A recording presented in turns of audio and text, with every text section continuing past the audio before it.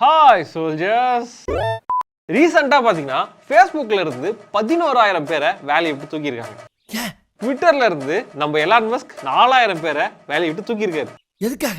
அமேசான்ல இருந்து 10000 பேரையும், மைக்ரோசாஃப்ட்ல இருந்து 1000 பேரையும், ஸ்னாப்சாட்ல இருந்து கிட்டத்தட்ட 20% ஆஃப் தி எம்ப்ளாயியும் தூக்கி இருக்காங்க. வெளிய போங்கடா அயோக்கிய ராஸ்கல்களா. இங்க மட்டும் தான் கேட்டீங்கன்னா இந்தியன் ஐடி கம்பெனிஸ்லயும் நிறைய பேரை வேலையை விட்டு தூக்கி இருக்காங்க. ஏன் இப்படி செஞ்ச ப்ரோ? இந்த விஷயம் பத்தி எனக்கு ஆல்ரெடி தெரியும் ப்ரோ. இதுதான் ப்ரோ எல்லாரும் வந்து ஒரு 2-3 வாரமா பேசிட்டு இருக்காங்க அப்படின்னு சொன்னீங்கன்னா எஸ், நிறைய பேர் பேசிட்டு இருக்காங்க. ஆனால் நாம இன்னைக்கு பேச போறது என்னன்னா இதுக்கான ஆக்சுவல் ரீசன் தான் என்ன. அதை விட முக்கியமா நான் பார்த்த எல்லாருமே பினான்ஸ் ரிலேட்டடா தான் பேசியிருந்த மாதிரி எனக்கு ஃபீலா இருந்தது. ஸோ அதனால ஒரு ஐடி கையா இருந்து, ஆக்சுவலா நான் ஐடி கையா இருந்தேன், இப்போ இல்ல, ஒரு டெவலப்பர் பாயிண்ட் ஆஃப் வியூல இருந்து எப்படி இதை வந்து ஹேண்டில் பண்றது, அது மட்டும் இல்லாம இதுக்கு பின்னாடி இருக்கிற மல்டிபிள் ரீசன்ஸை வந்து இந்த வீடியோல பார்க்க போறோம். ரொம்பவே தெளிவா. ரொம்ப பேச வீடியோக்குள்ள போலாம். நான் உங்க பிசி டாக், இது உங்க அக்கு வேறு ஆணி வேறு. இந்த சின்ன வயசுல எவ்வளவு புத்திசாலித்தனமா பேசுறீங்க. அக்கு வேறா ஆணி வேறா நல்லா பிரிச்சு சொல்லிட்டீங்க. ரீசெண்டா பாத்தீங்கன்னா யூஎஸ் அண்ட் யூரோப் பேஸ்ட் பண்ண கம்பெனிஸ்லாம் பாத்தீங்கன்னா அவங்களோட எம்ப்ளாயிஸை லே ஆஃப் பண்ணிட்டு இருக்காங்க. அதாவது பாத்தீங்கன்னா வேலையை விட்டு தூக்கிட்டு இருக்காங்க.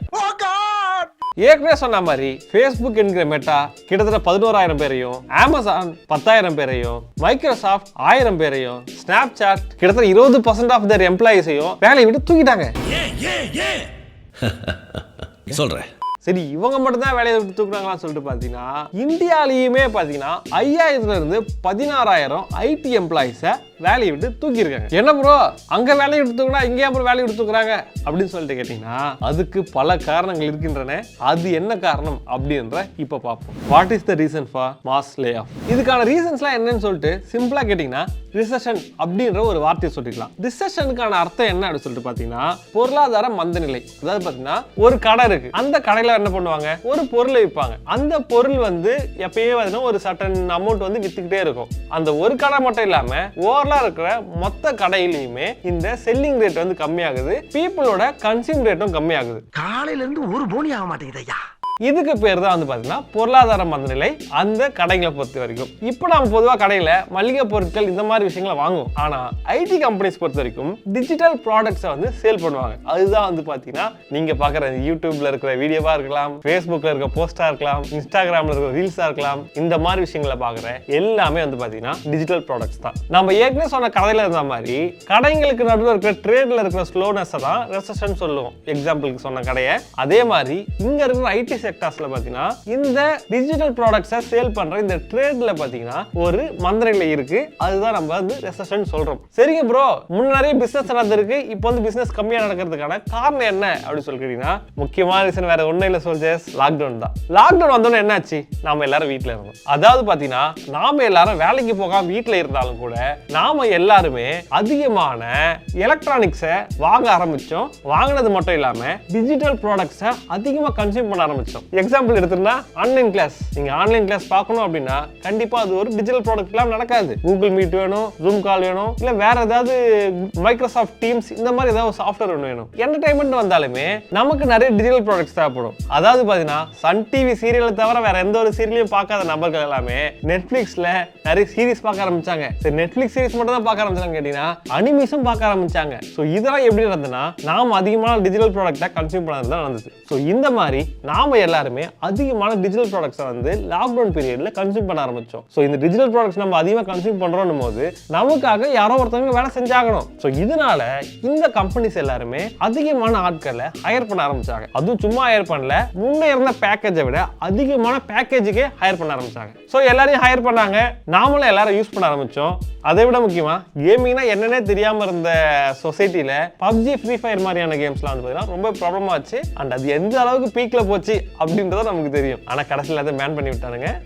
அது வேற டிபார்ட்மெண்ட். ஸோ எக்ஸாம்பிளுக்கு இந்த கேமையே எடுத்துப்போம். எத்தனை பேர் மொபைல் அண்ட் கன்சோல் கேம்ஸ் வந்து நிறைய வந்து விளையாட்டு இருந்தீங்க லாக்டவுன் டைம்ல. ஆனா இப்போ எத்தனை பேர் வந்து மொபைல் கேம்ஸ் ஆடுறீங்க? ஈவன் அது பப்ஜியா இருக்கலாம், ஃப்ரீ ஃபயர்லாம் எது வேணா இருக்கலாம். எத்தனை பேர் வந்து அப்ப ஆடின கேமோட அளவுக்கும் இப்போ ஆடுற கேமோட அளவுக்கும் இருக்கிற கம்பேரிசன் வச்சு பாருங்க. அப்போ இருந்தது இப்போ சுத்தமா இல்லை. அதுக்கான ரீசன் என்ன?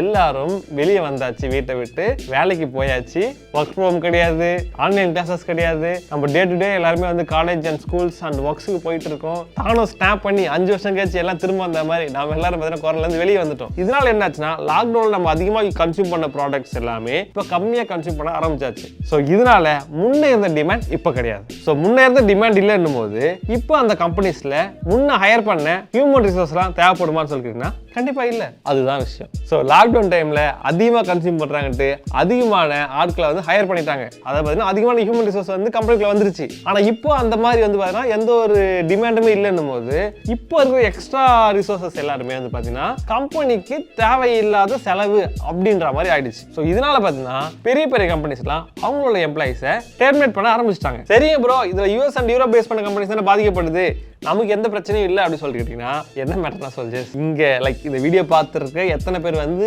ஐடி எம்ப்ளாயிஸ் அப்படின்னு எனக்கு தெரியல. பட் அப்படின்னு உங்களுக்கே தெரியும், நீங்க ஒர்க் பண்ற ப்ராஜெக்ட்ஸ் தான் ஃபாரின் கிளைண்ட் ஒரு ப்ராஜெக்டா இல்ல இந்தியன் கிளைண்ட் ஒரு ப்ராஜெக்டா அப்படின்றது. அது மட்டும் இல்லாமல் இன்னொரு விஷயம் என்ன சொல்லுச்சு, பெரும்பாலும் ஐடியில் ஒர்க் பண்ற எல்லாருமே ஈவன் கம்பெனியா இருந்தாலும் சரி இல்ல எம்ப்ளாயியா இருந்தாலும் சரி இந்தியன் ப்ராஜெக்டை பண்றதுக்கு ரொம்பவே வந்து விருப்பப்பட மாட்டாங்க, ரொம்பவே கஷ்டப்படுவாங்க.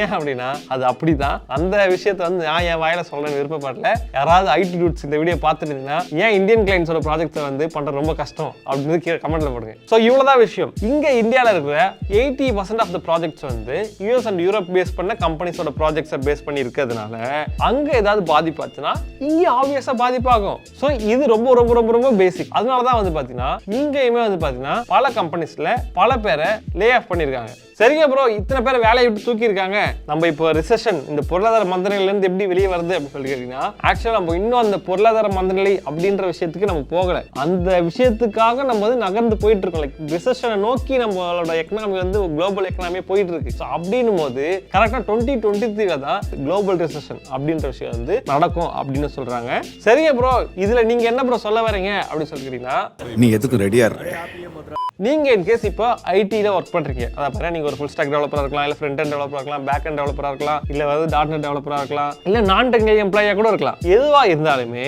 இந்தியால ஒரு கல்ச்சர் இருக்கு, அதாவது லே ஆஃப் கல்ச்சர். எப்பயுமே வேலையை விட்டு தூக்குறவங்க ரெண்டு பேர் தான் தூக்குவாங்க கம்பெனிஸ்ல இருந்து. முதல்ல ஹை பெய்ட் ரிசோர்ஸ். ஒரு கம்பெனில அதிகமா பே வாங்குற ரிசோர்ஸ் ஒருத்தங்க இருப்பாங்க, மேனேஜ்மெண்ட் ரிசோர்ஸ் இல்ல டெவலப்பர் ரிசோர்ஸ்.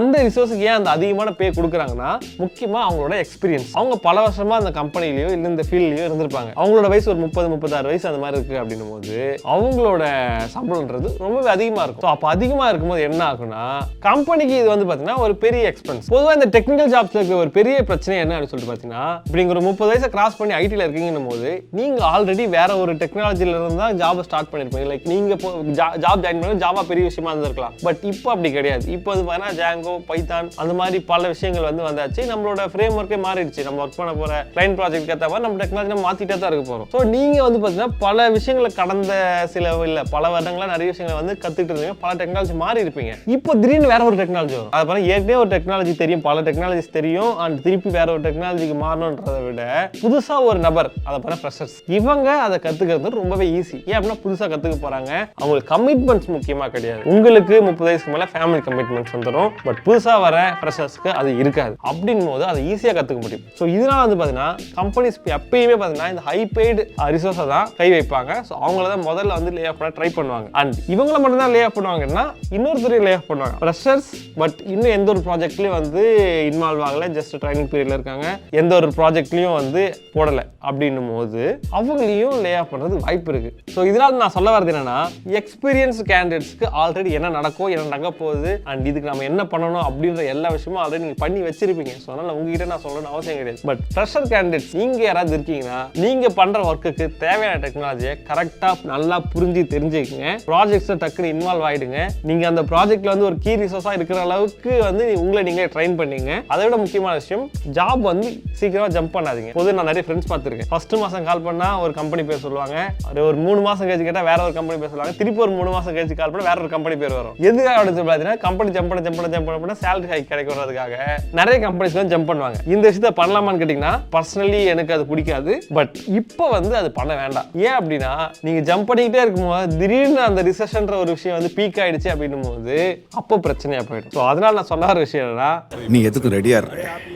இந்த 2-3 விஷயங்களை வந்து ஃபாலோ பண்ணிங்க. ஸோ பெரிய பிரச்சனைகளை வந்து ஃப்ரெஷர்ஸ்க்கு இருக்காது அன்லெஸ் நீங்கள் ஒர்த்தாக இருக்கிற வரைக்கும். நீங்கள் அந்த டெக்னாலஜி அண்ட் உங்களோட நாலேஜை நீங்கள் கெயின் பண்ணிக்கிட்டீங்க, உங்ககிட்ட ஸ்டஃப் இருக்குன்னா அதுக்கப்புறம் பிரச்சனையே இல்லை. ஸ்டஃப் இல்லைனா மட்டும்தான் பிரச்சனை. சோல்ஜர்ஸ், இதெல்லாம் பேசும்போது தான் எனக்கு இன்ஜினியர் ஞாபகம் வருது. கூடிய சீக்கிரம் இன்ஜினியர் தூசி தட்டி கேம் டெவலப்மெண்ட்டை ஸ்டார்ட் பண்ணுறோம். பல இன்ஜினியர்ஸை நம்ம உருவாக்குறோம்.